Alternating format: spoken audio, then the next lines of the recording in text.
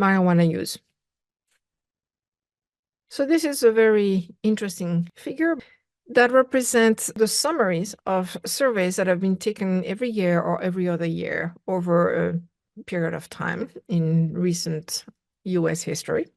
And interestingly, we have 3 lines in that graph that all represent, we are told, past month marijuana use among adolescents in the United States. What is very interesting here is that those numbers are quite substantially different. Also, when we look at those 3 lines over time, it's not that they crisscross, that, one year is the yellow one that's on top, and another year is the blue one, and another year is the red one. So it's not just random fluctuations. We see consistently the red line being at the bottom and the yellow line being at the top. So this indicates that there are some fundamental differences between the findings of those 3 surveys. So what about those surveys could result in such drastically different findings for what appears to be the same thing, past months marijuana use among adolescents in the US? Well, that's why you need to look at the details here. So one thing we are told is that 2 of those surveys have a different design from the third one because one of them is conducted in person at home, right? And that's the red one, the National Survey on Drug Use and Health. As we know, the more in-person, face-to-face a survey is, and the more people are likely to want to project a perfect facade, and so they're more likely to lie, right? So this is response bias. So that might explain why this particular survey has a lower rate than the other 2. Still, very big differences.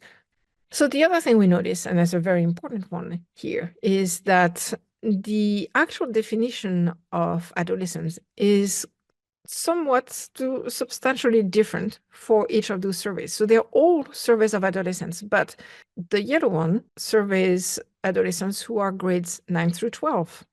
The middle one, the blue one, surveys adolescents in 8th, 10th, and 12th grades. So those are younger adolescents. And then the third one surveys adolescents age 12 to 17, even younger.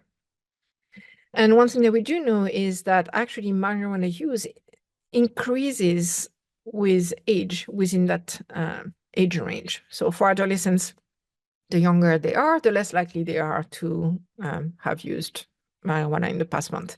The older they are, and the more likely they are to have used marijuana in the past month. So if you actually have a definition of adolescence that tends to be older, it is not surprising that we end up with a higher percentage of those adolescents having used marijuana in the past month. So what do you do with something like that? And that's very important, right? Let's say that you have to write a news article about past months marijuana use. What should you do? One thing you should not do is cherry pick. Say, oh, I want my article to be sensational, so I'll pick the one for high school, and that will give me a high number, and I can get lots of people very upset about this topic. That's cherry picking, and that is not helping to learn from data. It's just trying to find something that will support what it is you already wanted to say. So this is the opposite of what statistics is all about. So what should you do? Well, consider that maybe you are a student in a journalistic class in your high school and you want to write about high school students. Then yes, pick the survey that represents high school students and mention that it is for high school students grades 9 through 12.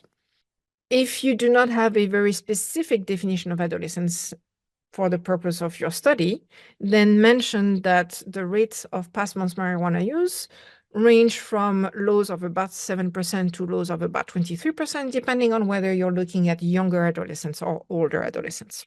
So you know that there are differences, just mention them, and that way you are providing useful information without being biased, and it's informative to your readers.